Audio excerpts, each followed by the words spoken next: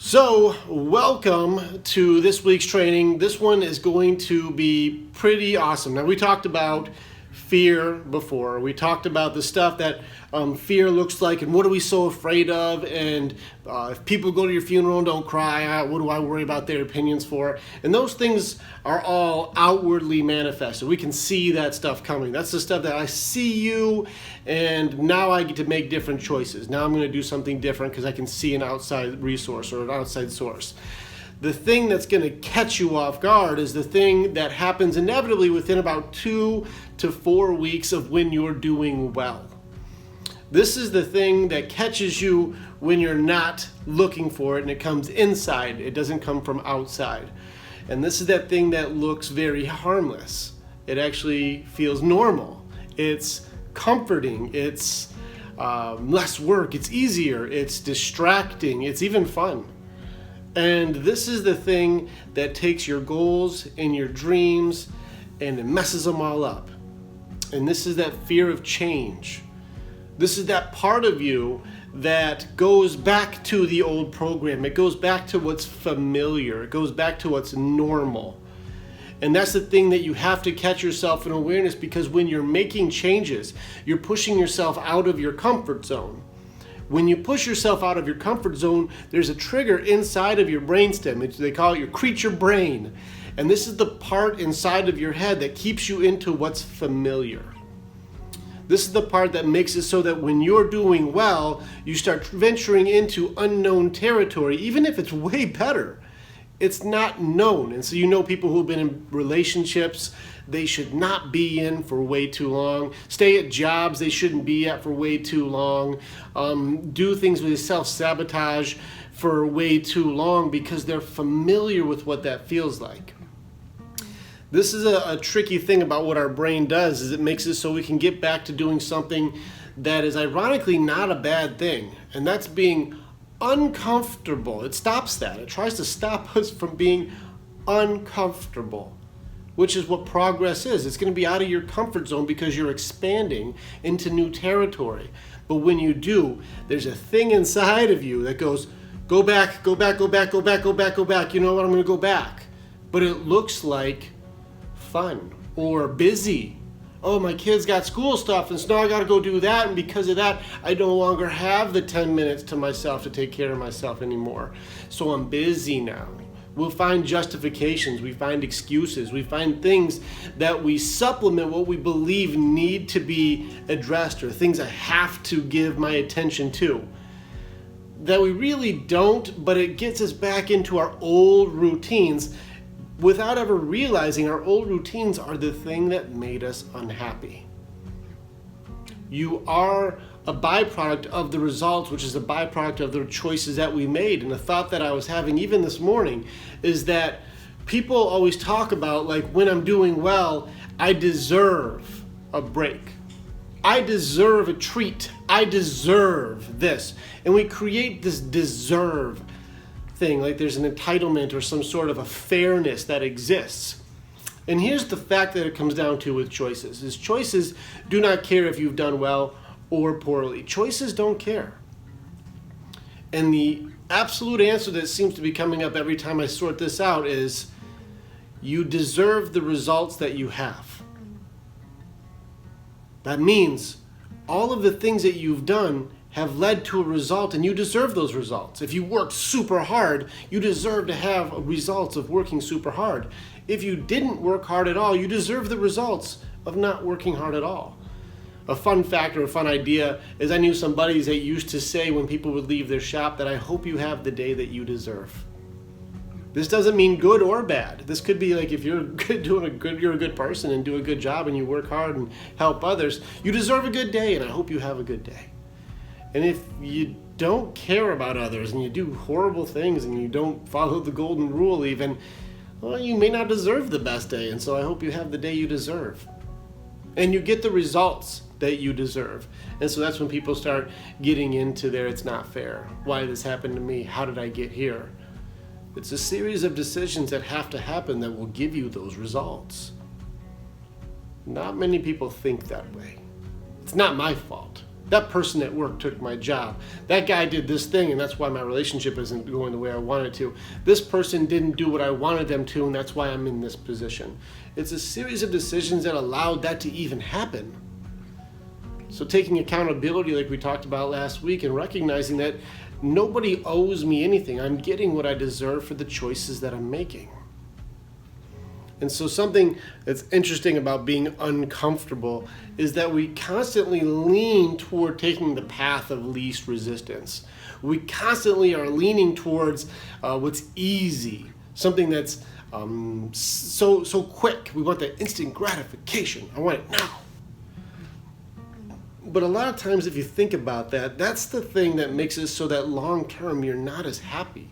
And people find such a low amount of fulfillment for things that they get easily. In fact, I learned a very valuable lesson this week that if you give things away too easily to somebody, they don't appreciate it. I get what I deserve for that, because when people earn something, it means so much more. And it's such a simple idea, and you can say on paper, of course, that makes sense. If I bought my first car versus being gifted my first car, I'll drive it very differently. And I think it's the same thing with our efforts, the things that we put into ourselves. The more work you do, the more pride and gratification you have from seeing the results of your hard work. Versus if it was just given to you, you just kind of almost disrespected because it was so easy. It's a weird thing that we do inside of ourselves, and there's usually not a high awareness for it. And so it tries to push us into our comfort zones. And there's something that I want to bring up that's been on my head. And I've been in this wolf thing lately. I don't know what it is. But I watched a video a while back from Matthew McConaughey. He was doing a speech for college. And he talked about two wolves. All of us have two wolves inside of us. Now, one wolf wants you to fail. It's going to look different. It doesn't want you to succeed. It's going to make you complacent. Stay in the back. Don't follow your dreams. Don't do anything great. And the other wolf is your ambitions and your dreams and your goals and the things that you want to achieve and the things that you make you feel like, man, this is progress. Now, both of those wolves are always hungry. They're always hungry. Now, the wolf you feed the most is going to be the stronger wolf. Now, if you're always leaning towards the wolf that says, you know what, why don't you take a day off today? You deserve it. Why don't you go ahead and chill out today because, you know what, you worked out 2 days. Why don't you go ahead and skip a couple days? You deserve that. You know what, maybe we could have another bowl of ice cream, or we could eat another thing, or you know what, it's one day. What's one day of eating cake, and then another day, and then another? You deserve it. And that wolf, while it may paint itself as good intentions or rewards or as kindness, that wolf wants you to fail, and it loves to eat. It loves your attention. Now you're busy. Now you can't because there's a justification that wolf will create for you. Oh yeah, you didn't have time today, but if you took an audit of your day, you did. You had 10 minutes. You had 20 minutes. You had it. But that wolf tries to creep in comfort to make it so you don't find your goals. And it creeps in, somebody else needs your help and you're important. If you take care of somebody else instead of yourself, you should feel good about that. But you are neglecting yourself by making these choices, which makes you worse at helping people. And that's been proven over and over. So the choice is which wolf are you feeding? Are you feeding this wolf that paints itself as kindness and comfort and being nice, but really it distracts you from who you really are supposed to be, which is that wolf that makes people go, I'm going to work hard today. I'm going to take care of myself first. I'm going to do a good job at this. I'm going to follow my dreams. I'm going to start my thing. I'm going to move forward today no matter what. There's two wolves. One wants you to really be successful but knows it's going to take some effort, and the other doesn't want to do any effort but wants you to fail but calls it success and comfort. There's awareness there. There's an awareness that we have to have that most of the time we don't even know that's happening. It'll be a distraction from a friend who you've known for a long time, who doesn't necessarily want you to succeed so much beyond them, so they'll call it something like That's not sabotage, but it will be. It'll throw you off your path. You're doing so well, maybe you should take a break. You've been pushing yourself so hard, you deserve it. We should be careful with the word that you deserve something. We do this all the time where we kind of make up our own things that we're supposed to have. We're supposed to have the results that we have. That's why we have the results that we have. As repetitive as it is, it makes perfect sense. You get what you work for. And the only thing that stops us is very consistently listening to the wolf that makes you quit. Why do we quit so easily on ourselves? What is the thing inside of us that just says it's okay to give up on you today? And people quit so fast. I've learned just from helping people one-on-one, helping people in groups, helping with people in an environment where we're all here to fight together, and you just watch people bail on themselves so quickly. For the simplest of reasons, I have to quit because things got difficult. Well, if you continue to move forward on the thing that makes you feel better, the thing you're working on gets easier. No. I have to sacrifice improvement so I can take care of this stress, which raises stress, puts you back into your old program that made you feel unhappy, unsatisfied, ungratified, moved you away from your goals. Well, that's your go-to program. We should pay attention to our go-to program. That's the thing that wants you to be comfortable. Fail. It's okay. It's okay to quit. You deserve a day off. Go ahead and quit. It's okay. It's a choice. You have options. And they've always been there. They never quit. They're always there. But if you choose the path of least resistance, if you choose to fail by quitting, the results are going to be the results that you deserve. Why do we quit so easily? What are we so afraid of by pushing through? And that's when you hit that wall. And it's inevitable that that wall will come because that creature brain is going to say, there's change. Change is unknown. Change is scary. And if I do good, who am I going to be if I keep going? It's safer if I quit and go back to what I do know. I wasn't happy, but I know it. Why do we quit so easily? Ask yourself that. When you're catching yourself quitting, when you catch yourself hitting the wall of change, if you catch yourself in that moment of complacency and of that moment of just giving up, catch yourself. What is it you're quitting for? What program are you going to? If you quit doing the program that you know is going to give you the results that you truly want, what are you quitting to do? Because you're falling off the wagon into a different wagon.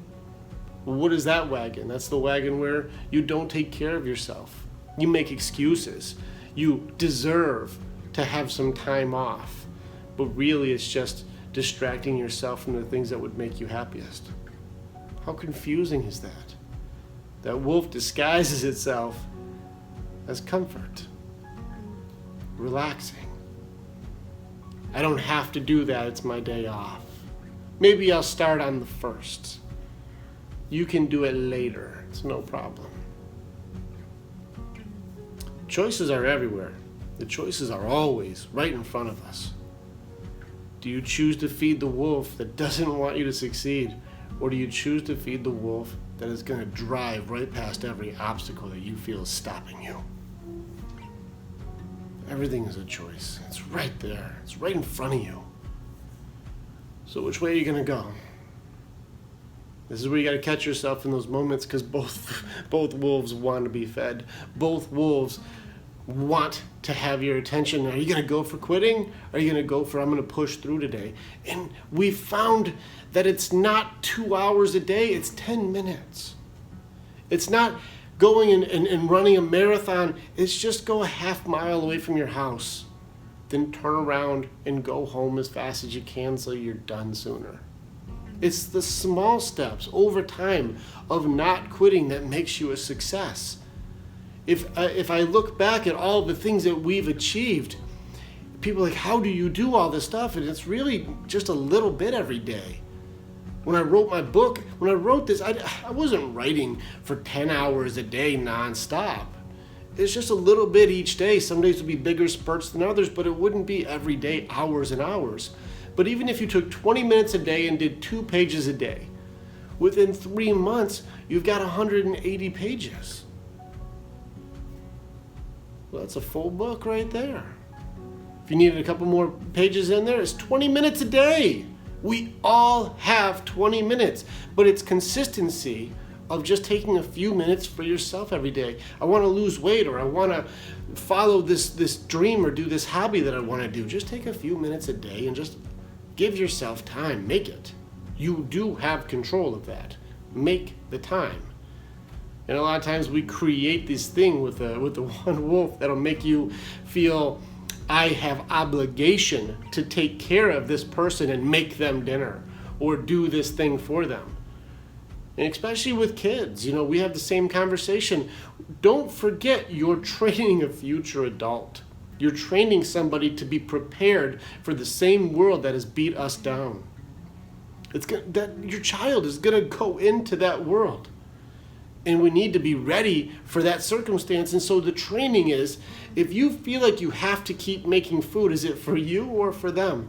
Because they're fully proficient to do it for themselves. So which wolf are you feeding? I'm going to take 20 minutes to myself, go ahead and get dinner started because I've trained you to be as great as you can be. You're going to own your own home one day. You're going to have your own family, and I've made you as proficient as possible. Or do you not teach them? You take care of it yourself. And then they grow up and wonder I don't know what to do. It's ramen noodles only. I don't know I got mac and cheese and cereal. That's all I know.